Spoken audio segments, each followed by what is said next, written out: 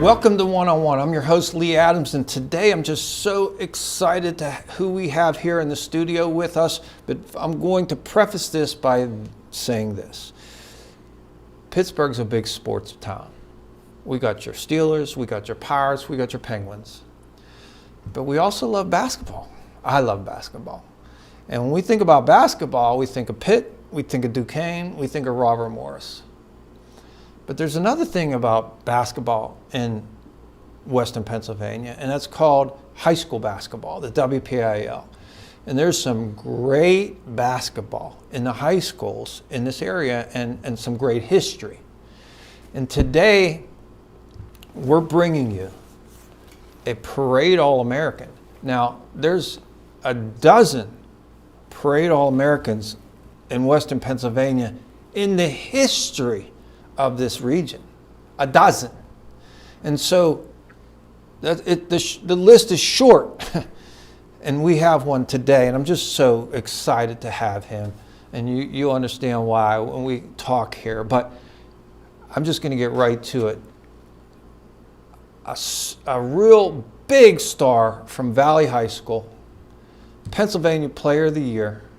He went on to Duquesne and had just a great career at Duquesne. And we just have so much to talk about. Please let me introduce Baron B.B. Flenory. B.B., it is a pleasure to have you. Hey, Lee, thanks for having me, man. I really appreciate it. Appreciate being here, man. You're welcome. You're welcome. So talk about, you grew up in New Kent, right? Yes, sir. Yes, sir. And so when you were starting to play, I mean, what was it like growing up in New Kent? What was it like? Well, I can remember in 1968, Valley had played Farrell. And Farrell had a very good team back then. The Stewarts, Ron Johnson, and a player hit, I was in 5th grade, and a player for Valley hit a jump shot. It was the first time they ever won the section, and the player from Valley hit a jump shot, and we beat Farrell. That same year, Denora had, and then we played Denora. Denora had Ken Griffey, Malcolm Lomax, and all of them.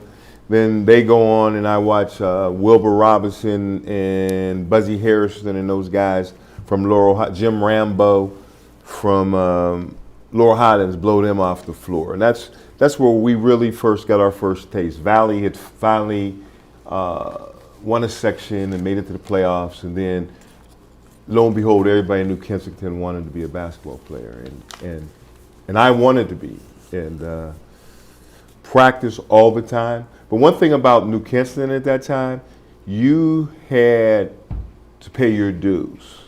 So if a high school player was playing, you would go to the basketball court, want to play, but they would take your ball and they'd make you sit and watch them play. And when you got good enough for them to say, hey, come on, man, you could play, then you felt like you had made it. And one of the kids you may know, he was a kid then and not now, God rest his soul, was Chipper Harris. We did the same thing with Chip, who went on to Robert Morris and led the nation in steals. Mark McLeod, one of my close friends, he had to wait his turn. Billy Varner. Notre Dame. Notre Dame. Benji Pryor, who I still think is, our team, let me go back, even when we got to playing, our team, we had myself, Benji Pryor, Roger Galo, the Guy brothers. We had everybody in my first 8 players went either Division I or somewhere. That's how much talent was in New Kensington. Benji Pryor kind of gets lost in the conversation because people don't know, when I was first team All-State, Benji Pryor was 3rd team All-State. And we're talking about back then, the big men were Sam Clancy, Benji, and a guy from Philadelphia. I can't think who the other centers were, that were All-State. But Benji, it was the player of the year in football. He was a Parade All-American and Gatorade All-American. So he's a player of the year in football. You're a player of the year in basketball. Yes, yes. So we just had a lot of great players that people forget about that come out of New Kensington, and I would put my street, which was Tommy Pipkins, Billy Varner, Chipper Harris, myself, and Benji Pryor against any 5 high school players. Tommy Pipkins was WPL scoring leader for years. Your street. My street. Your street. That's right. In New Kensington. That's right. What was it called? Well, it was called Third Avenue. Third Avenue. But back in those days, it was actually more an alley. You know, a lot of folks may not know what an alley is, but we all lived in an alley. You know, we all came up playing, and man, it was great. We had so many great athletes come out that alley, man. Brandon Williams, who was played for running back for Pitt, Kevin Thrower running back for Pitt. We just had so many amazing athletes come out. So when did you start to realize that you could play this game of basketball? Because you scored 81, BB, in junior high. How do you score 81? That's like Wilt Chamberlain. How do you score 81? I'm going to give you the key to that. Don't get any assists. That's the key? Very hard. That's very hard the to key? do if you get a lot of assists. So you were shooting it. You were letting it launch. Yeah. And I see these guys today score a lot of points. And I scored a lot of points. But even, I took 50 shots that game, but I made like 38 of them. You know what I mean?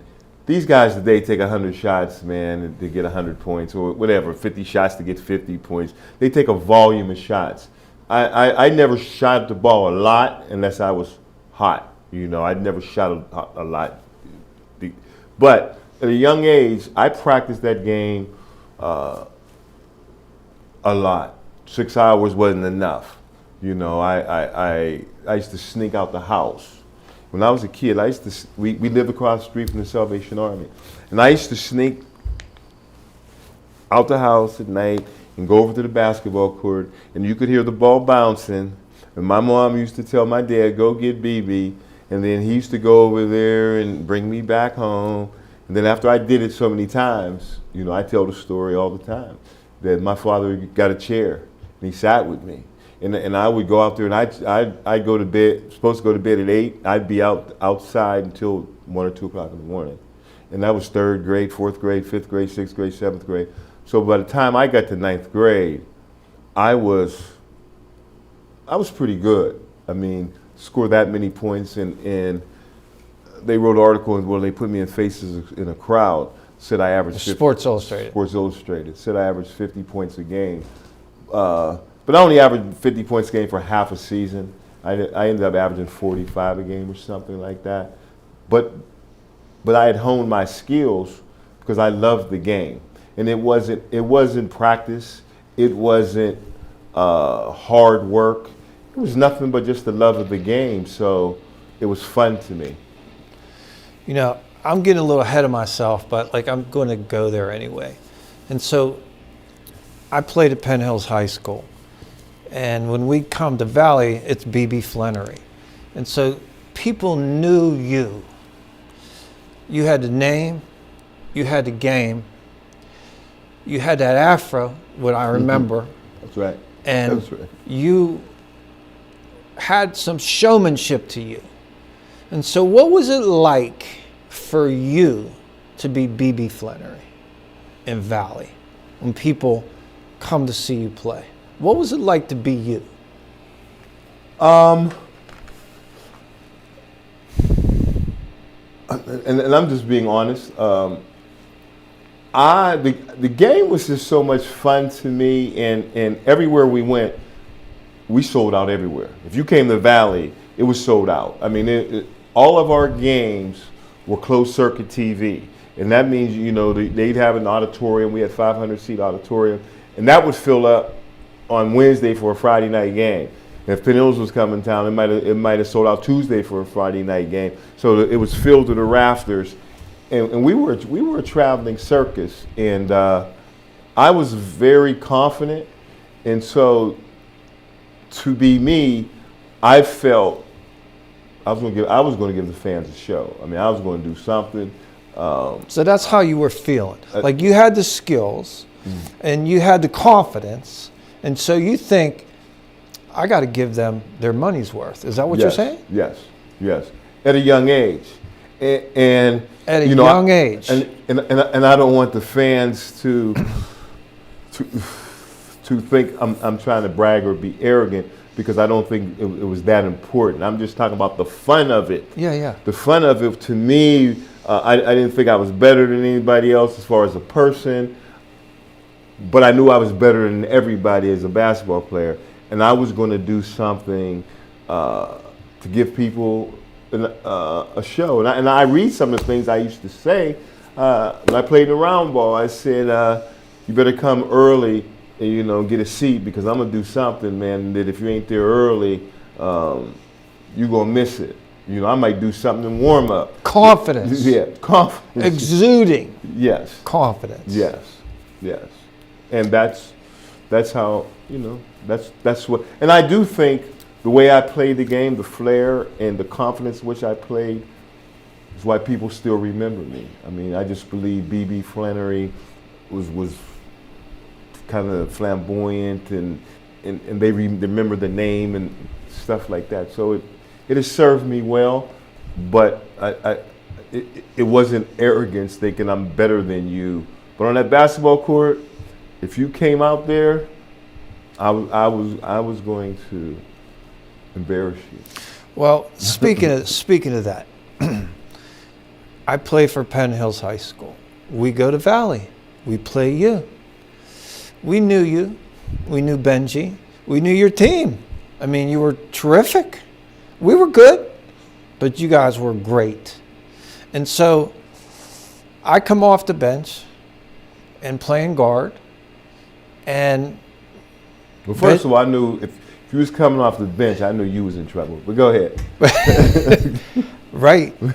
That's not a joke. And so Benji gets a rebound, and we all knew he was looking for you. He's looking for you. Where is BB? And it's like, boom, to you. And I was the check back some possessions. And so it's me and you half court in front of all these fans at Valley. Well, I feel sorry for you, because to tell you the truth, that's what the game plan was, to get me wide open, you know, with somebody back there with all that room to maneuver. Yeah. And it's a vivid memory. I have a vivid memory of this, BB. And you were, I always say, you were the best player that I ever guarded, because you had the athleticism and you had the ball skills, and you were just so aggressive and you attacked. And I always try to preach that to kids today. Like, you want to get good, you have to get good with your ball skills and attack the rim. And that was you. That was part of what you did. That was part of your game. Yes, but to be confident, you have to work hard. Right. You have to be a student of the game. I mean, if you do that, you know. My goal that night was not to be embarrassed. I was just thought, there's all these people here. I had quick feet. I was athletic. I could beat a lot of people to the spot, but you were at another level, and I just appreciate you, and I just want to tell you that. Thank you. But it's so really crazy to be sitting here like this, because we played against each other in high school. Thank you. You know, there's a lot of people in Valley now, and it's changed. I mean, New Kensington has changed. Yeah, it has. You know, where do you live? Do you still live there? I live in Penn Hills. Oh, you live in Penn Hills? Yes. I didn't know that. And so you're getting all these honors now. How does that register with you? I mean, you're getting courts named after you, the Guard of the Year named after you, Hall of Fames. I mean, just on and on and on. Like, how do you receive that, BB? I'll be honest with you. I am humbled. I am honored. I think this was the fruits of my labor. But to tell you the absolute truth, it's so rewarding to see my 85-year-old dad, to be able to take him to different banquets and even ball games, and people know who I am. It's so nice for my kids to be able to say, Dad, I know your dad, or I heard of your dad. I honestly get more enjoyment out of the enjoyment that my family gets. My mother passed about 5 years ago, who was my biggest fan. So I know she's upstairs smiling down on me, probably crying. But other than that, I don't take nothing. It was a game. I enjoyed playing it, as I keep repeating myself. Honors and all that kind of stuff. While I'm happy to have them, I don't. There's so much more to be worried about, or wars breaking out all over the place, and poverty and violence and all types of things. I think people put too much emphasis on sports, as I've said earlier, and not enough on what's happening in the world. So I don't know if I answered that, but I don't think that much accolades. So. I got you. So who were the big influences for you to be who you became? Who were your influences? At a young age, a guy by the name of Dick DeVinzio, saw him play once, but I know the legend, and I wasn't going to let a white boy be better than me. So, point guard, but no, I'm just kidding. But I wanted to be him. Ricky Coleman. In my hometown, we had Torrance Lau. He was a good guard. He wasn't a great guard. He was all section, but I didn't know. You didn't have to be all state. You was just a player. But we had so many players when I was growing up that NBA, those weren't my idols. Players in my alley were my idols. People that I could touch. Too often, man, people want to be like Wembanyama or Giannis, or they need role models that they could touch. And I'm not saying that you can't be great, but I was lucky enough to have role models in which I could talk to, and so those really were. There was no George Gervin or anybody like that. Pistol Pete, I used to love him, and he ended up being my roommate with the Celtics. But yeah, most of the players were people that were from my hometown. So, but then you had your coach, Mike Rice. Mm-hmm. And talk about that relationship with him and you in high school. And then he goes to Duquesne with you. So talk about that. What was Mike Rice like to you? Okay.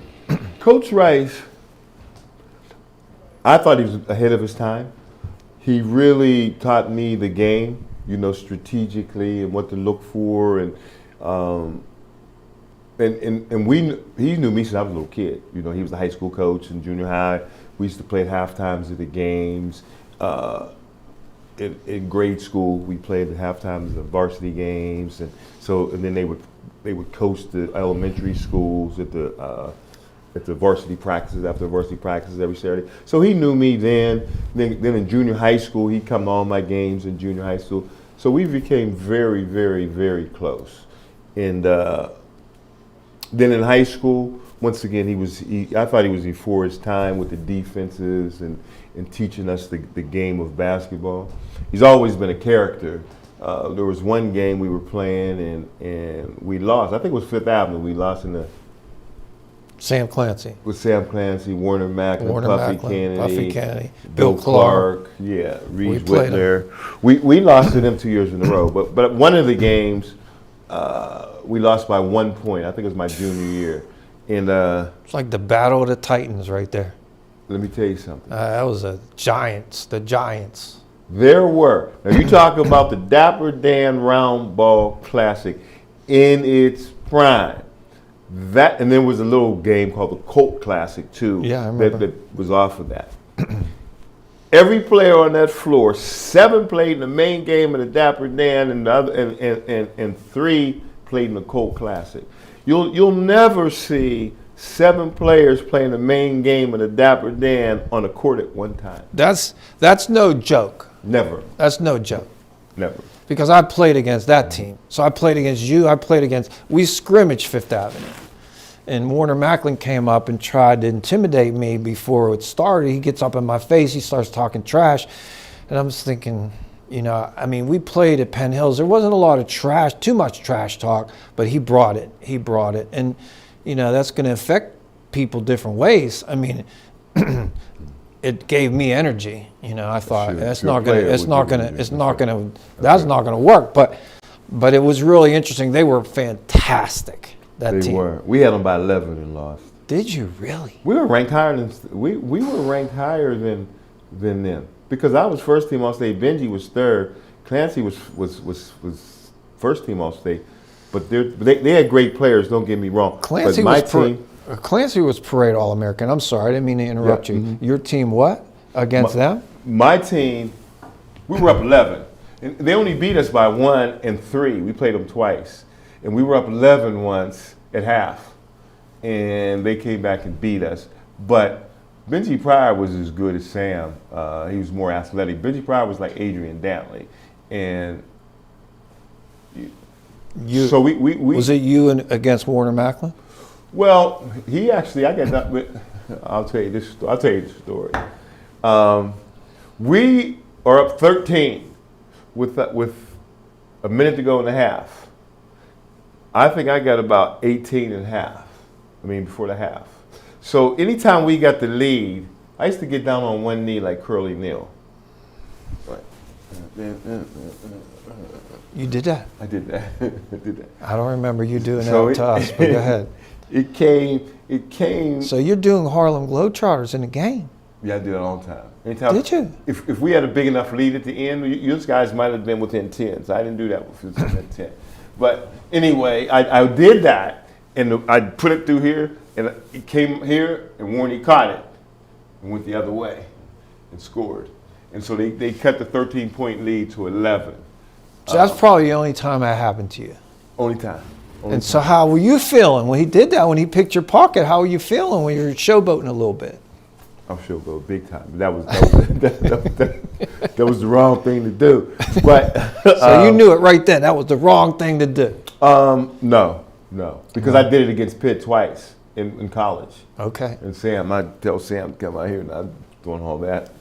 I knew it as a grown man, because there's a Duquesne page, and people would say, "PB, I remember when you got down on one knee and against Pitt and blah blah blah blah," and I'm like, "Yeah, but that wasn't the right thing to do." But I didn't know it as a young person. When he stole it, that's just part of the game. Yeah. We just go in at 11. But when I get older, that was probably too flamboyant. But that was who I was. Yeah, and you lost a close game, so it was consequential.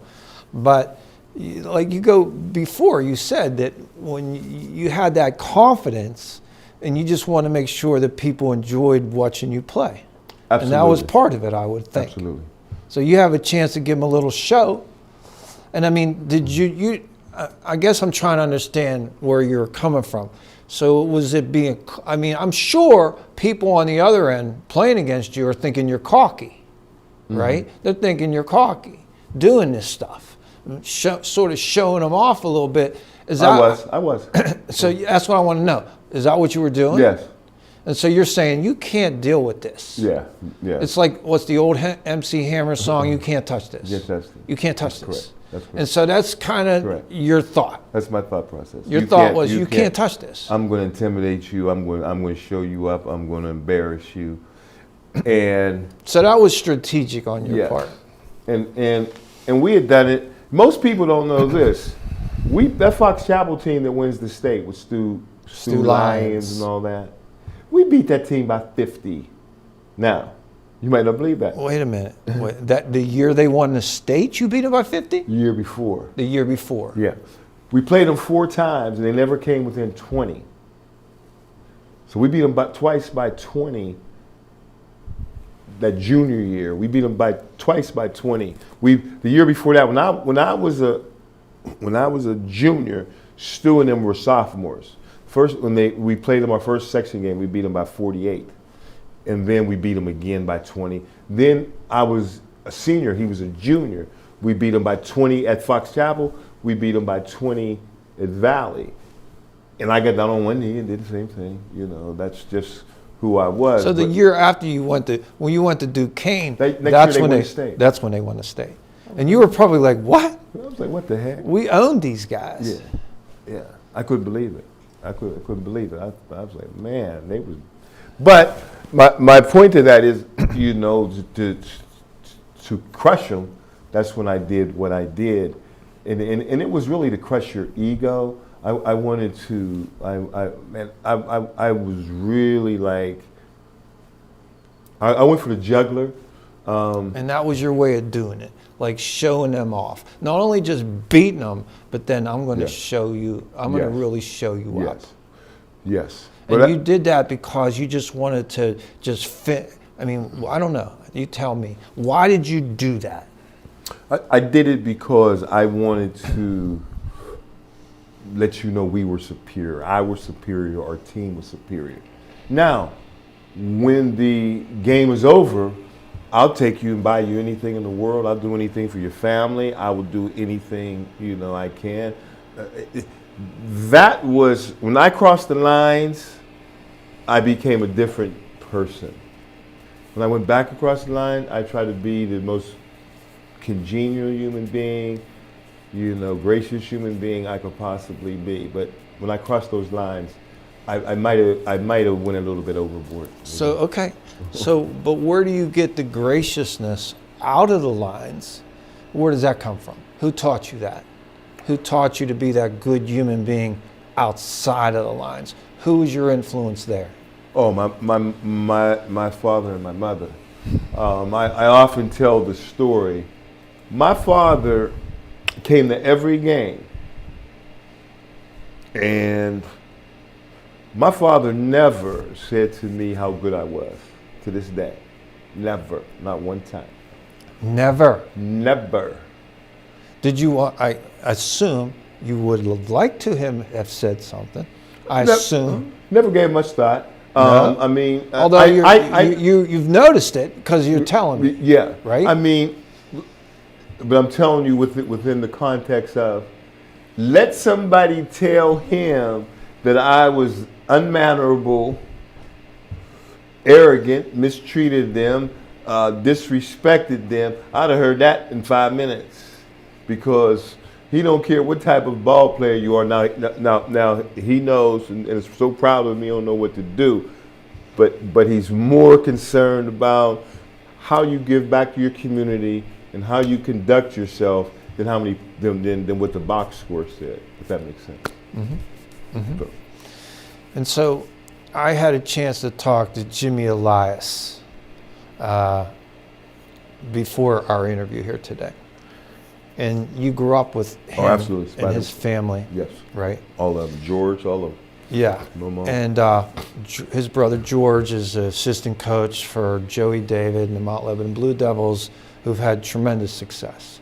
And who was on that, excuse me, not to cut you out, but who was on that Valley team that I was talking about that started the whole process in 1968? George was on that team. Yes.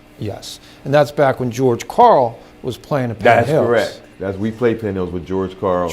And Donnie Wilson. Donnie Wilson, who went to Pitt. Mm-hmm. But George Carl goes to North Carolina, and they lose to Farrell in the finals of the WPIL. I remember. Because Farrell's Farrell. That's right. Right? Did you ever play Farrell? Yes. Did you? We did. We beat Farrell in a scrimmage early in the season. Killed them. We played them at the Civic Arena. We're ranked number 1 in the state, our team. We really were. Ahead of Fifth Avenue. And We played Farrell with Cornelius Holmes and those guys. I'm friends with him. Cornelius. Yeah. Tell him, you call him up and you ask him, tell him where we ranked by, we were picked to win by 12. I had a pretty good night the night before against Hempfield with Eddie Buggs, and I think I scored 40 in the semifinals. We played Farrell in the next game in the finals. Eddie McCluskey puts a boxing one on me, and they end up beating us, I think, by 2 or something like that. And McCluskey said, if I had Valley's team, we'd have won that game by 100. McCluskey was brilliant. Yeah, he was. McCluskey was brilliant. But Yeah, yeah, we he played was. Cornelius Holmes in that team. And He's Black one Belt of the fighters. nicest guys you could ever know. Just great guy. But so you grow up in New Ken, and talking to Jimmy, he's like, tell me, you guys are shoveling snow because you got to play. It's the wintertime. We did it. I mean, there was no other choices. They're not letting us in the gym all the time. So, like, to play, there's snow on the ground, you got to shovel the snow. And that's true. I hear so many stories even now and then where I heard a story where a young man at 6 o'clock in the morning got up and went to the gym. The gym was open and they went and worked out with his brother. We didn't have that. They didn't open no gym for us. Yeah, right. You know what I'm saying? We didn't have that either. Right. You know what I'm saying? So we had to go and shovel the court, and we did, you know, in the wintertime, and try to bounce the ball, you know, hit. Wouldn't even come back up, the ball be so cold and stuff, gloves on. But one thing I can say, and I'm really proud of this, is that same court is named after me. Will be named after me in April. They made the announcement last week. April of 24? Yes. That same court that I shoveled, well, I take that back. It was called JFK. JFK Playground. They moved JFK Playground to another place and made like a replica. But that same, where I grew up, JFK, will now be, the court will be named after me. How does that make you feel, BB? That makes me feel honored, because I spent many a night, spent many a cold weather, rain, sleet, snow, and to have the court named after me. Now that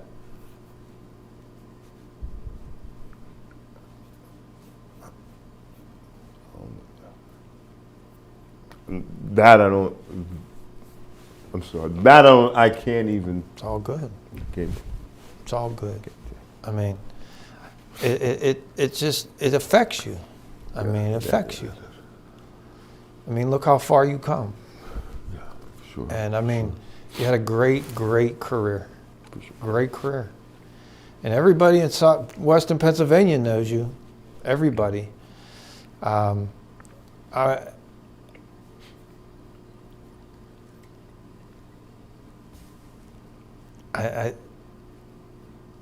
sure your father's thrilled. Yeah, he is. I honestly think that's probably when he read it in the paper. He said, because he kept saying, I'll never believe it till I see it. I'll never believe it till I see it. And when he read it in the paper, you know, he fought back tears. So that pretty special to us. That's coming up in 24. They're going to have the dedication. Yes. That ought to be nice. Now you're doing some things with Willie Thrower. Why don't you talk about that? Yeah, Willie Thrower is the first black quarterback in the National Football League. Well documented. In 1958, 55, I apologize, 55, he took the first snap with the Chicago Bears. He led Michigan State to the national championship, first black quarterback in the Big Ten. Wasn't drafted, but went on to play at Chicago. George Blanda gets hurt. Willie goes in, wins the game, and he's the first black quarterback in the National Football League. Now, most people don't know this. Fritz Pollard, they used to have the wing T. He was a black running back, but the wing T was when they shotgunned it back to you and you played quarterback, but you weren't really a quarterback. Actually, with Willie, they call it the modern era. He's the first one to go up under center and take the snap as we know it today. So what I'm doing now is I'm on the board, Willie Thor Foundation board, and what we're doing is going around and trying to make it aware that Willie is the first black quarterback. You know Chuck Cooper is the first black basketball player drafted. You know Jackie Robinson is the first black baseball player, but you don't know who the first black quarterback in the National Football League is. So we're trying to get that out there. We've been very successful so far. It's starting to pick up, and we're starting to get national attention. And we're just trying to bring awareness. We got Willie into the Pennsylvania Hall of Fame last year. No, he's the first black quarterback in the National Football League, and he has he's not in the Pennsylvania Hall of Fame. I mean, he's been passed over. So we worked on that, and we got him in that. We're working on getting him in the WPI Hall of Fame, and some national magazines have talked to us. So we're Warren Moon talked about him in his acceptance speech in the Hall of Fame. So we're just trying to bring awareness to Willie's name. Mm-hmm. So you tried out for the Celtics? I did. And you roomed with Pete Maravich? I did. I mean, BB, he was so huge for me growing up to see a guy do what he was doing with the basketball. I didn't see anybody do that before. Donnie Wilson at Penn Hills was doing this stuff with George Karl. And I'm thinking, I'm watching Pistol Pete, and I'm thinking, where's this coming from? He was, you talk about a showman, but the skill level was off the charts. Yes. This guy still has a scoring record in college without the three-point line. And so you room with this guy, but you said he was one of your influences. So how did you handle that, knowing this guy was someone you really looked up to, and now you're rooming with this guy? Tell me what that was like. Well, I'll give you the long and short of it. When I was first team All-League, and you'll understand where I'm coming from. I was first team All-League in the Eastern 8, led the league in scoring, and wasn't drafted. I took that personal. Was lucky enough to get Tommy Heinsohn had seen me against St. Bonaventure, and I was player of the week or something, player of the game or something, and Heinsohn was announcing it. And he called me up. You remember Tommy Heinsohn? Absolutely. Was a Hall of Famer? Yeah. And he wanted to be my agent. So he was my agent, and when I wasn't drafted, I get a call from the Celtics, 5 minutes after the draft. Now, I'm not really thinking. Now, I go to the Celtics. I'm a rookie that year with Kevin McHale. They have the chief, Robert Parrish. They have M.L. Carr. They have Larry Bird. They have Pistol Pete Maravich. They have Dave Cowens. They have Tiny Archibald. That's a heck of a team. Yeah. Now I was undrafted. This true story. I go with that same mentality. That same exact mentality. Now we're talking about, first we got to go to rookie camp. Let me tell you about rookie camp. Rookie camp is it's a camp. It's got outhouses and all that. It's got a basketball court, but it's got outhouses outside. Because you slept in a camp. You went to outhouses and then you got dressed, then you went to the basketball court practice. That was rookie camp. They were serious about that. So there was about 40 rookies. And I wasn't drafted. So I had to make the most of my time when I got on the court. Bill Fitch was the court, Casey Jones was the assistant. And I had to make the most of my time because I might get 5 minutes, well, somebody drafted might get 20 minutes, okay? So I beat all of them. Ronnie Perry was All-American in Holy Cross, gone. It was all gone. There was 5 of us, they took to vet camp. And we get to vet camp, and Bob Ryan writes an article on me. Remember, you know Bob Ryan from the Globe? He writes an article on me, and the article basically says, when the vets get to camp, because we going from rookie camp to vet camp, when the vets get to camp, you're not getting nothing from BB, and the least, and it was about this, it was a nice article. And the least thing you're going to get from him is respect. So don't plan on getting no respect from him. And then Bill Fitch said I'm the only player that he's ever coached that needs to get his tonsils tied, because I was always chattering and talking, and there's confidence, And the article actually said, to first-time observers, people wouldn't believe his confidence. They think it's a fake. But remember we talked about confidence earlier? So the amount of confidence that I had, it might, if you didn't know me, you would think. So anyway, I am in the hotel room, because our hotel was in Fenway Park. There's a hotel in Fenway Park. And I'm actually, I get there first, and I'm in the room. And the vet knocks on my door and says, "Hey, hometown." And he said, "I see this article on you." It was Pistol Pete. It was Pistol Pete. Because he's from Aliquippa originally. Yeah, right. Yeah, so he read about Pittsburgh, Duquesne, blah, blah, blah, blah. He said, "I got this article." He called you hometown. Hometown. He said, hometown. And he was a cool dude. He was a cool dude. And, I told him, about, watching him in LSU with Charlie Scott and Dan Issel and Rick Mount and all them cats, man, back then. And floppy socks. I used to get them floppy socks and wear them, man, when, wanted to be him. But we talked about that, man, for a quick, I want to say half hour. Because then I got to lose respect for you. See, the respect got to go, because we fight for a job now. I'm a guard, you're a guard, okay?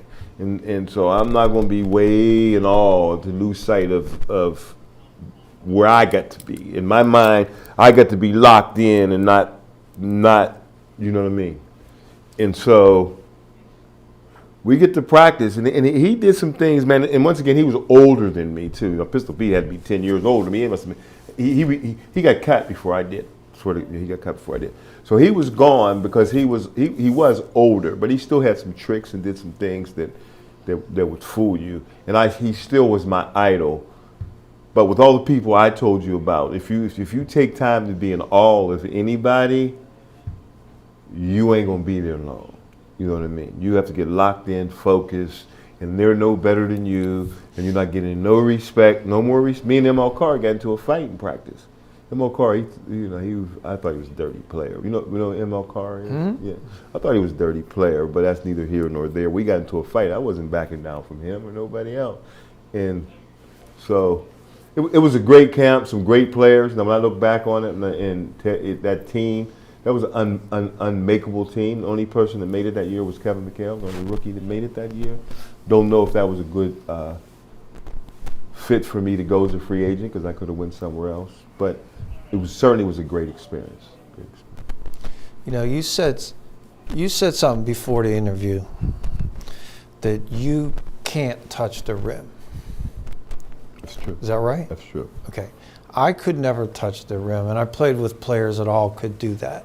And so I always thought, well, when I'm guarding a Jimmy Carmack in practice, who you referenced for Penn Hills, and I knew he's attacking the basket, and I'm thinking to myself, I can't let him get to the basket, because if he gets to the basket, I can't get to that air that he's in.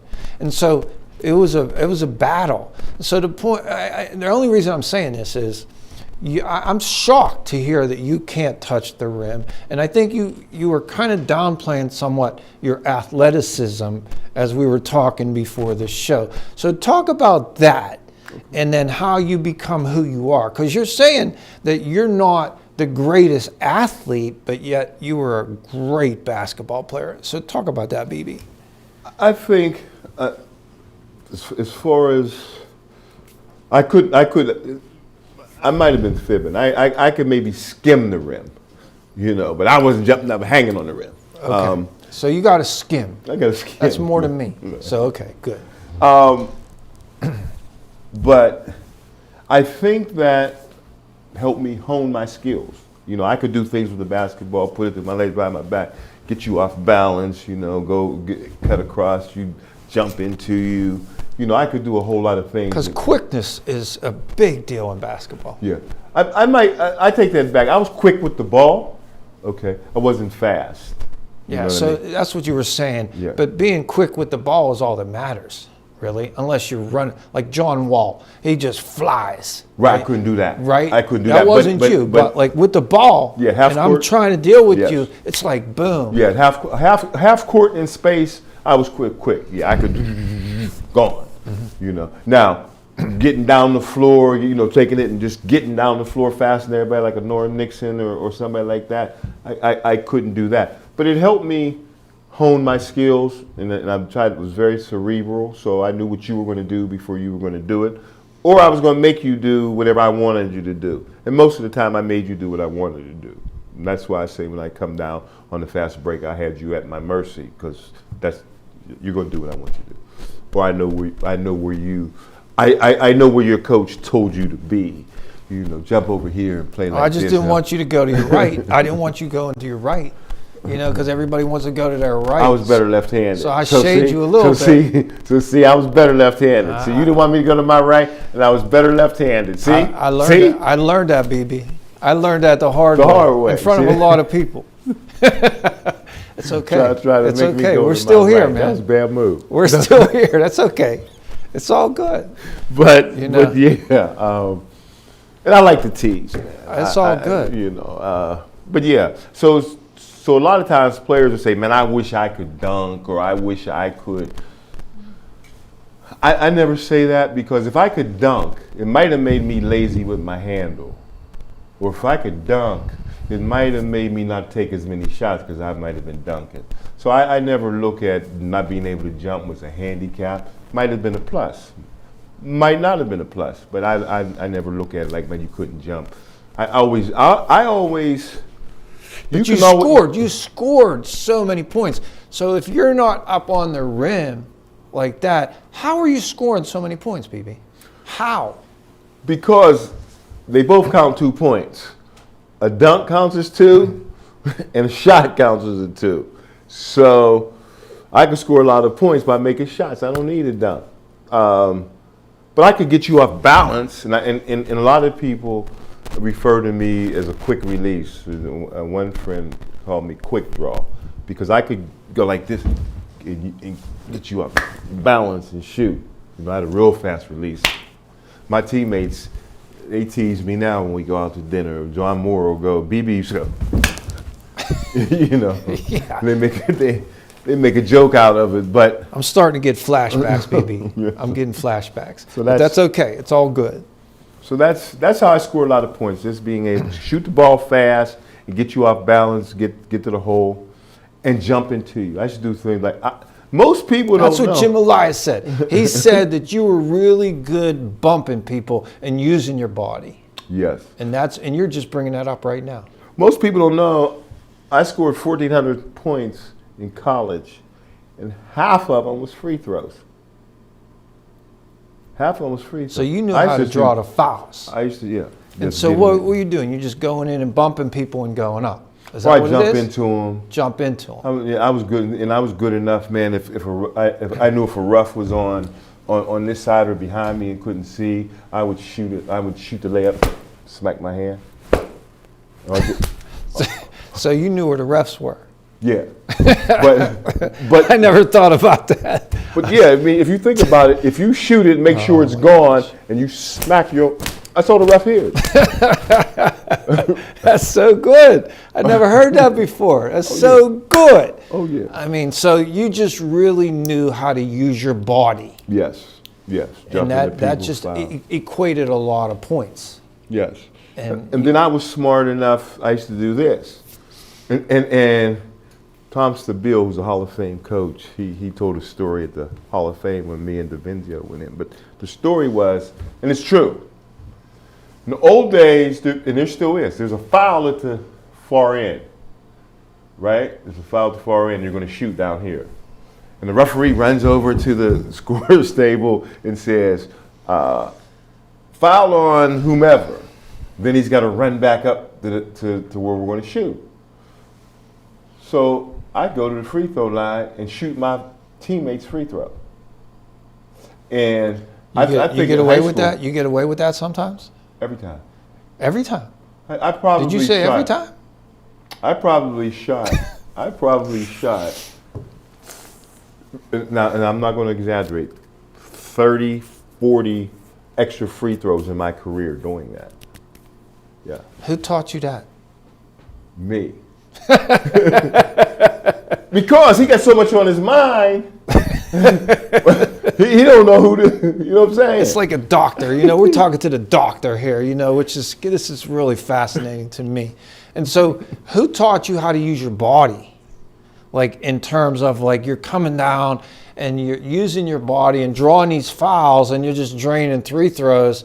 Like who taught you that? Or did that just come natural just playing on the playground so much? Where did it come from, BB? Being a student of the game and watching, just watching players play, and what I like to say, just good old fashioned common sense. You know, like I really firmly believe, and I'm gonna take it to football. I really believe great receivers. No one taught me this, but I believe great receivers. You just throw them the ball up in the air, and I'm gonna get it. You ain't getting it, okay? A jump ball. It's a jump ball, and I know I'm gonna out jump you or I'm gonna out body you, and I'm gonna get it. Now, they got all them headsets in football, you know. But I equate it to basketball too. It ain't that hard. It ain't that hard if you're. What's not that hard? The game, whether it's football or whether it's basketball. If you're cerebral and you're smart, it ain't that hard. Well, they make it harder than it really is. I'm sorry. So I think you're saying to me, well, what I'm hearing is this. You know, you skim the rim maybe, you're not really touching the rim. You're not dunking, okay? You're not the fastest guy up and back, but you're real quick and you got great handle. And you know how to use your body and you know how to bump into defenders and draw fouls. Am I hearing that right? Yeah. And I'm going to be smarter than you. I'm going to be smarter. Because I think, I really believe the game is played above your head. I believe that. Because if you're smart enough to get your handle together, if you're smart enough to learn how to get your shot off, if you're smart enough to work on all those skills, that's still part of your head. You know when to jump into somebody. You know when how to get somebody up in the air, and then they're going to jump, and then when they come down, you jump back up into them. I mean, it's all. I think the game is. I think these kids. I go to a Duquesne game. They catch the ball out of bounds. You catch the ball out of bounds. You ever see that? Yeah, right. Huh? People catch the ball out of bounds. Somebody will throw them the ball, and they'll catch it, and the referee blows out of bounds. How you don't know where you're at on the floor? That's bad. That's bad, BB. Now that makes me think of something. That makes me think of something. You had to be recruited in high school. So how do you get to Duquesne? So tell me about that. Tell me about your recruitment, because there had to be people coming to your door. I'm Parade All-American from Western Pennsylvania. My recruitment started in 9th grade. After I scored 83 points. There was a prep school. It was called Robert Louis Stevenson, Pebble Beach, California, and it really was. It was all the sheiks and rich people sent their kids there, okay, and they wanted me to come out there. So they flew me and my father to Pebble Beach. We met Bob Hope, and they really wanted me to go to this exclusive prep school. Everything paid, yada, yada, yada. I played, and they did all this to recruit me. And I didn't go because I didn't want to leave my parents. Okay. Was that an been hard. easy decision? Easy, man. Easy. Yeah. Yeah. I just never had been in a plane prior to that, so I had to go on a trip just to, Ninth grade. ninth grade. Okay. So then I literally, I don't want to exaggerate, I literally got a letter from almost every school in the country. Now UCLA didn't recruit me at all. But I could have went anywhere really in the country I wanted to go to. I went to Duquesne for two reasons. One, my parents could see me every game, which they did. Two, they had a guy by the name of Norm Nixon. And Duquesne, if I was going to stay local, Pitt's great players are Billy Knight, Sam Clancy, Larry Harris. Duquesne's is Norm Nixon, Willie Somerset, Cy Hugo Green.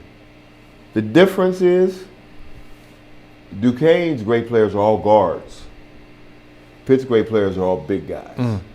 So Gerg was the first one to ever recruit me, but Duquesne showcased the guards. And then the second thing was my high school coach could go with me. So that's what I wanted to know. Was that a package deal? Let's just put it out there. Yes. Yeah. I mean, Yes.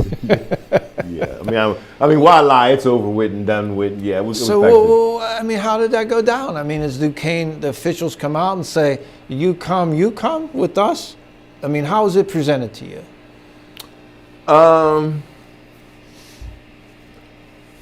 It's presented like, well, Mike Rice was a Duquesne coach. I mean, player. And it was presented that if you come to Duquesne, we can't afford to lose you. I said, well, give me a pair of them Dr. J tennis shoes. You keeping it real, BB, with us right now. Yeah, because I had on, man, some Converse with some cardboard in the bottom. I said, give me some of them Dr. J's, and you got a deal. And it was just said, well, if you come to Duquesne, your coach will be able to come with you.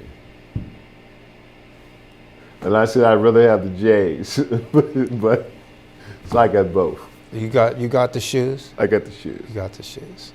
That's before NIL. Now NIL, Man. it's just a wild, wild west right now. Yeah, and I think that's what it is, Wild Wild West. I'm for NIL. I'm for athletes getting paid. Okay, I think the schools are making so much money that it's ridiculous, and they're paying them coaches $300 million, $100 million. I think they just bought out the guy from Florida State for $90 million. The football coach, they bought him out for $90. So you throwing away $90 million. That's how much money you make. You could throw away $90 million. Yeah. But those football players are the ones that's making that money. Yeah. They're making all that money and not getting anything. Yeah. But I do think humans will ruin everything. I think Neil has gone too far now. But that's what ruins do. Just like the portal, they did that with good intentions, but human beings messed that up too. I want to get back to this Duquesne situation. So, like, your parents could see you. Everybody's recruiting you. Were you that close to Mike Rice? Was that something that helped tip the scales? Because you just felt so good about playing for him and what he taught you and what he let you do on the court. I mean, did he hold you accountable, or did he treat you? I always have, there's a saying called talent tolerance. Whenever someone's so good, you're going to put up with some things that you wouldn't put up with someone that's average. And so, I'm glad you asked me that question. That's a good question. I'm glad you asked me.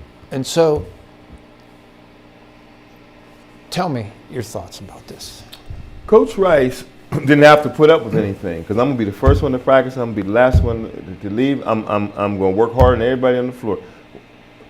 I think he let me get away with a little bit being flamboyant more than he should have. When I look back on it, he did. And I wish he... Is he still alive? Yeah, yeah. He was the voice of the Portland Trailblazers till about 3 years ago on radio. Okay. He should have harnessed that part of me in, but as far as tolerance, as far as being mannerable, going to school, getting your education, being on practice on time, whatever it was about that, that was not B.B. Flenory. Never have been. I'm not a rule breaker. I'm not, just because it's me, I can do anything. So no, there was nothing like that. But I did have a tendency to be a little bit flamboyant. And I'm glad he didn't take that away from me, kind of, sort of, too. You know what I mean? So, but yeah, that tipped the scale. Nothing was more important than my mom and dad seeing me. Plus, you're talking about then, even at Duquesne, they played in all the major markets. I mean, they played in New York, they played in Philly, they played in California. So the Eastern 8 at that time was a good conference with Villanova and Pitt, Duquesne, Rutgers. Norm Nixon was the first round draft choice, so it wasn't like I wasn't going to get seen at Duquesne. And it had a history. The first black player in the NBA with Chuck Cooper.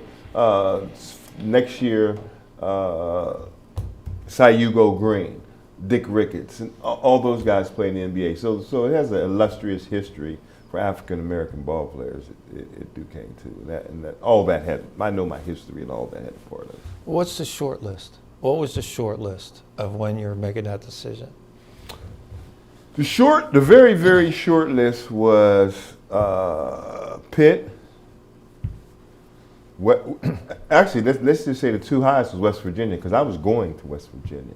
You what? I was going to West Virginia originally. I was going to West You were going to West Virginia? Yeah. I was going to West Virginia. Who was coaching? Jody Gardner. I went on a recruiting trip down there, man. They played on Friday, man. He told me to park my car right next to the stadium, man. I parked my car right next to the stadium. When me and my dad came out, car was towed, and I had to stay at his house, man, for 4 days.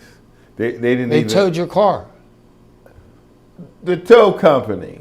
Now, you gonna tell me the basketball at the tow company couldn't go tell the coach come tow and come get my car? But that was a recruiting ploy. I stayed at his house with his son for 4 days. 4 days. Mm-hmm. So Friday night, Saturday night, Sunday night. What turned you on about the Mountaineers? I love the Mountaineers, man. I love the Mountaineers. I mean, the basketball. The state, the shooting the musket and all the people there. Yeah. Man, I was going to West Virginia.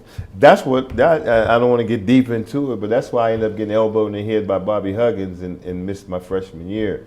Was because I was supposed to go to West Virginia and didn't. That's how I ended up having a concussion. I missed my whole freshman year. And at that time, you could only play 4 games before you get a red shirt. People don't know, I did what I did in 3 years because I only played 8 games my freshman year. I suffered a severe concussion, paralyzed, and was in the hospital, Mercy Hospital, for a month. So that was Bob Huggins hit me in the head, but that was because I didn't go to West Virginia. You think it was intentional? Yeah. Really? Oh, it was intentional. Oh yeah, Did you see everybody the film? knows that. Did you see the film? Oh yeah, we seen the film. Yeah, it was intentional. Yeah, it was intentional because I can't do it because Norm Nixon was up there bringing the ball down, and I was down by the basket. Okay, I was down by the basket because the play was John Moore was going to pick down, and I come out and get the ball, and he's standing next to me, man. He just cold cocks me, hits me in my head, and boom, I'm out. So yeah, it was dirty. Yeah. Let me say this to you, and I'll leave it at this. 5 years ago, a famous coach in the Pittsburgh, West Virginia area said, "BB, you were kind of like my idol growing up." He said, "I was at that West Virginia game on the baseline, and I saw him hit you. And he's one of my closest friends." So that tells you. It tells you everything you need to know. If one of his good friends said they was there and seen it and would say that. But anyway, that's what kept me from going. I was going to West Virginia. So and I West didn't. Virginia, Pitt, Duquesne, your short list. Yeah. Nowhere else. Even though they're coming at you. Yeah, because Anybody else make any impression on you? Hawaii. Hawaii. Yeah, I like Hawaii. I love the rainbows, man. Yeah, right. The rainbows. But I wasn't going to Hawaii. My parents couldn't see me play. No, not my gonna see mother and my father They'd have to move. or dear. Well, yeah. If it was today, that's what would happen. Yeah, right. You know, back then. But they weren't seeing you playing in the major markets if you were in Hawaii. You know, you played in New York and the major markets here at Duquesne. They had the baddest girls, though, bro. Yeah, I hear that. They had the baddest girls. I hear that. You're 18, man, and they woo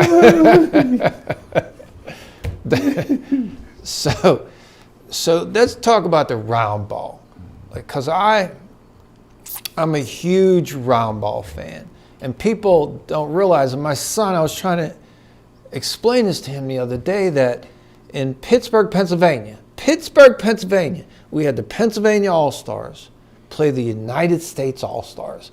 The best players in the country would come to Pittsburgh, Pennsylvania at the Civic Arena, where Duquesne played at the Civic Arena, right? Before the Palumbo, right? So they come to the Civic Arena, Sonny Vaccaro, and Pennsylvania would beat the United States some years. They would beat them. That's how good our talent was here.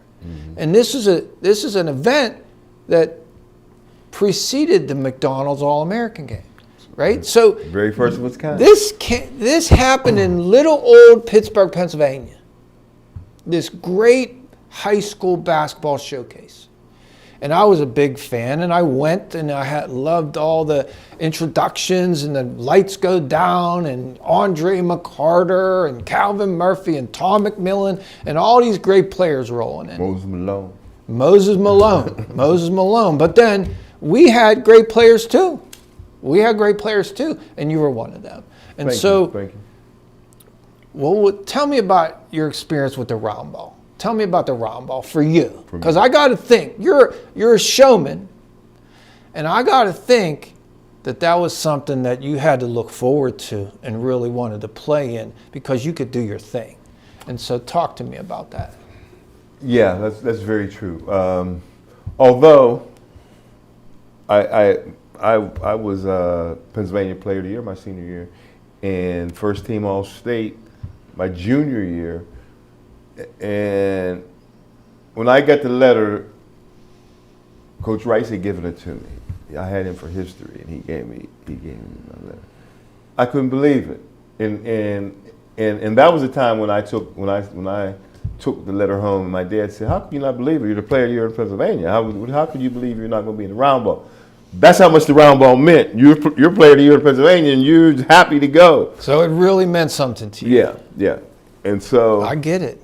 So, but I knew that I was going to go there, and once again, I mean, it was just confidence. Do your thing. Yeah, I was going to turn it out. I knew that, and that's what I did.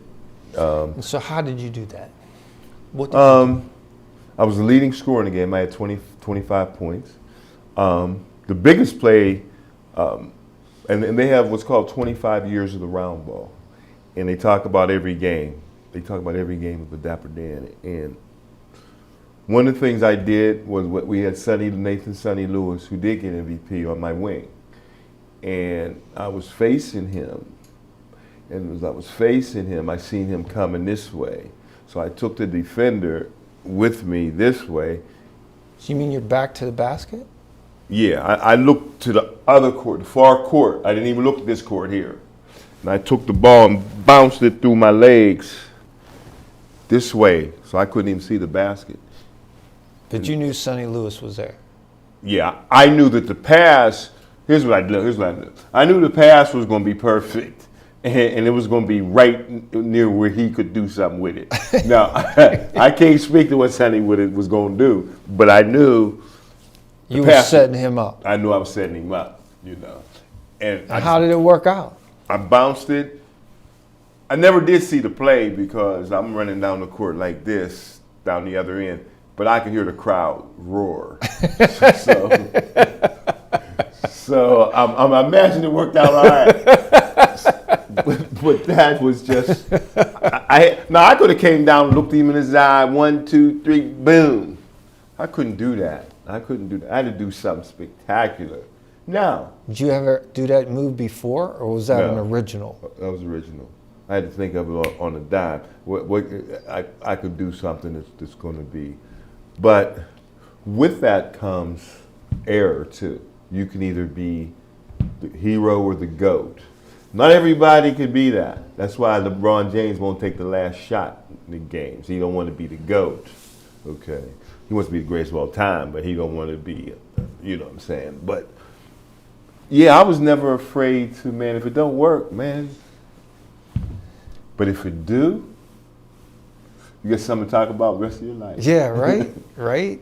So that was, I'm guessing that was a real thrill for you to play there in that game. Yes, it was. It was. And you scored 25. Who's the MVP? Sonny got MVP. Did he? He did. I to this day, we think that was. I didn't say that day. I said, well, you know, he probably deserved it. That's not what I wanted to say when the Post-Gazette asked me. What did you really want to say? I really wanted to say, man, I had more points, more assists, and more rebounds. You gave it to him because he's a Pittsburgh kid, even though I don't buy that because I was player of the year in the state. I don't know why he got it, maybe because he had 2 dunks, but probably what I wanted to say was you're full of shit, probably, because he didn't deserve it. So you weren't feeling it? No. You weren't feeling that they didn't give you the MVP? Yeah, I wasn't, I thought I deserved it, but it wasn't the Medal of Freedom. I'd have been more mad if I deserved the Medal of Freedom. They didn't give it to me. Yeah. Like giving me a basketball award didn't really. I knew you were wrong, but it didn't upset me. No, I understand. But so you had the most points and the most assists, and they gave it to Sonny Lewis. Yeah. I mean, Shenley, what a great tradition they have. Sonny Lewis, Ricky Coleman, Jeep Kelly. Mm-hmm. Wayne Williams. Yeah, I mean, it just goes on. Snuffy and on. Smith. Yeah, it just goes on and on, right? But so the round ball was something that you really enjoyed, even though you didn't win the MVP. But it sounds like you had a lot of fun. Yeah, made some friendships, man. They're forever friendships. It was a great week. So now you're a big Duquesne ambassador. Yes. Is that true? Absolutely. And talk about that a little bit. How do you promote Duquesne? Because did they do you right and do you well? Would you say that, BB? Man, they did me fantastic. They did? The people I met, I got my college degree. They treated me well while I was there. They still treat me well. Coach Gambrod's a good friend of mine. You know, and I've just always, what I've done a lot with is having alumni events and having players come back and try to get them involved and help out. And, because Duquesne has been it's a good place to play. See, and another thing I always said, man, if we'd had T.J. McConnell, Drew Shafino, Brandon Fuss Cheatham, if we'd have had those guys, I talked to Brandon. He's like my godson, and I talked to Brandon. You know, if we get some of those guys to come back to a Duquesne or something like that and be big fish in a small pond, you know, instead of going somewhere and getting lost, I stay. Drew Shafino funk down in West Virginia. So I'm saying with Duquesne, if we get a couple players, man, to go there, we could come back and it could be nice again. They got a very good team this year, by the way. And I was just down there Friday. Yeah. Oh, were you? Yeah, I would love to see them play Pitt this year. I mean, I love, but you know, the other times Pitt would crush them. I think Duquesne would beat Pitt now. They have they're going to win Atlantic 10. Remember, you heard that from me. They're going to win the Atlantic 10. They're going to win the Atlantic 10. Yes, and they're going to beat the crap out Dayton. Let's see. Okay, so what's life like for BB Flenory these days? I'm still working. I'm working at Presley Ridge, which is I'm working at the We have a multitude of programs, deaf school. And vision, I can't think. But nevertheless, I work at the day school. We work with mental health kids, and families. So kids that suffer from mental health, Yes. that have trouble in the public schools, they come Yes. to you. Yes, they come in, they come to our school, and we have therapists and counselors and psychiatrists and med management for the kids, and we try to give them skills to have them go back to their public school. And we have, like, I think there's 64 school districts that we have kids from different school districts. And it's just a joy, it's a joy seeing kids. And I started a basketball team with the deaf kids, the autism kids, and the conduct kids, so to speak. And what I did was, with the kids, they had to learn something about each other. And you have to tell me, what's his favorite color? What's his favorite color? Where are they from? So they get to know each other. And then they would play together. And we first started, the conduct kids wanted to score all the baskets.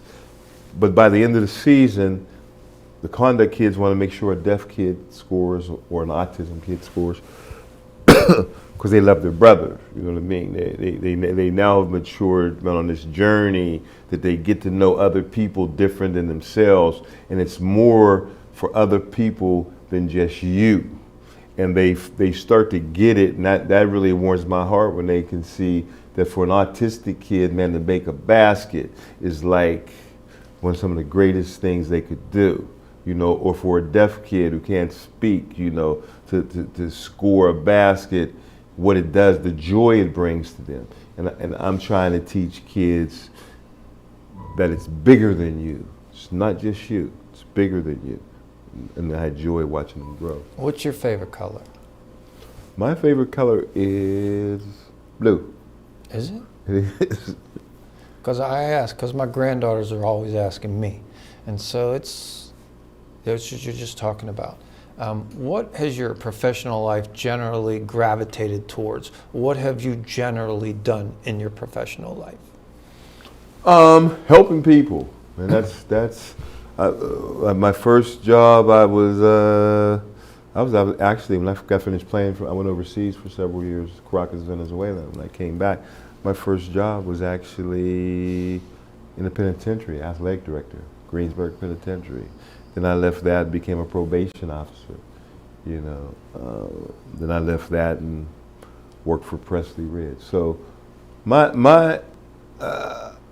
I've lived my life using my fortune, my blessings, to bless other people's lives. I get such joy giving a person an assist in life, more so than I did giving somebody an assist in basketball. Where do you think that comes from? I always say my parents, but I really think it's higher than that. I think it's a higher power. I think God. Either God through my parents to me, but because not everybody uses their blessings to bless everybody, and to bless others, and I think that's terrible. Well, you said that this is going to be your last year at Presley Ridge. Yes. So what is the future for you, BB? What are you going to do with your life?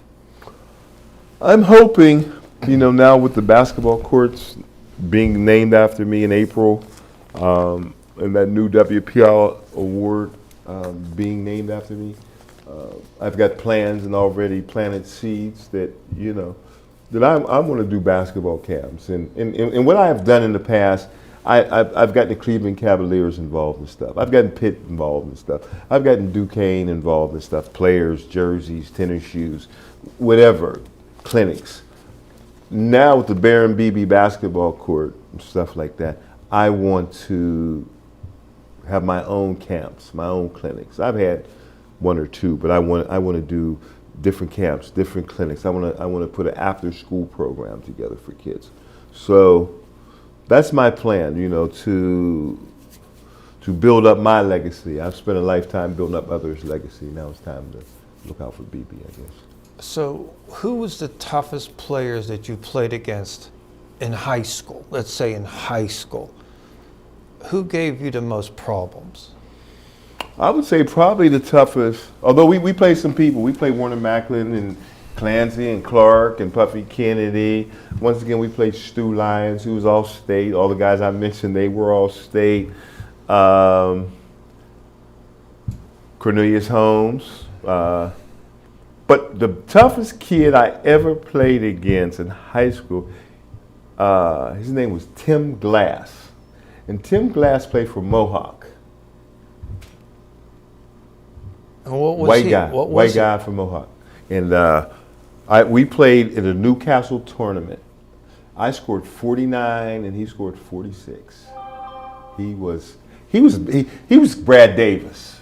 His name was Tim Glass, but he was Brad carbon Davis, copy. Parade All-American. Yeah. You know, but why do you say he was so tough? Why? I couldn't do nothing with that dude. Wait a minute. You said you scored 49. Yeah, but he had 46, man. But you scored 49 on him. Are you saying you couldn't stop him? Is that what you're saying? Yeah, that's what I'm saying. Yeah, I'm saying collectively, we could not stop him. Did you guard him? No, man, I couldn't guard a chair, man. But I felt bad for my teammates. So Mike Rice didn't make you play defense? Oh yeah, he made me You just play said defense. you can't guard a chair. Yeah, but he would cover, and I'm just joking. I was a good team defensive player. I was like Steph Curry. I couldn't play. I wasn't quick enough, fast enough, whatever you want to use, to guard the Norm Nixons and all that kind of stuff. But you could guard Norm Nixon, and I could tell you, run at Norm Nixon's hand because his left hand ain't no good, and he's going to spin around, and when he spins around, I'm going to steal it and go the other way. You follow me? Mm-hmm. I was cerebral enough to know that people bounce that ball, and if you run fast as you can, they'll still, they do spin around like this. When you come around, I'm coming this way and take it. So I could play a good help team defense, but I wasn't a great on-ball defender. Okay, so Tim Glass? Tim Glass, Mohawk. In high school, Mohawk. He was a problem. Best. He did the worst. Clancy, Stu Lyons, none of them did what he did. How tall was he? Ed Sherman. We played Ed Sherman in high school. Yeah. 6'2". Well, how tall was he? I was 6'2", he was 6'2". Tim Glass. Tim Glass. He's a great player, man. He had a great career. He played Division II, but Tim Glass was. There's some players in Division II. Yes, sir. You know that. Yeah. So, how about in college? Who was a problem in college for you? I would say a guard was probably Lowes-Moore. I had a hard time guarding Lowes-Moore. From where? West Virginia. Lowes was good. He played for Atlanta Hawks for a couple of years. Rory Sparrow, who started for the Knicks.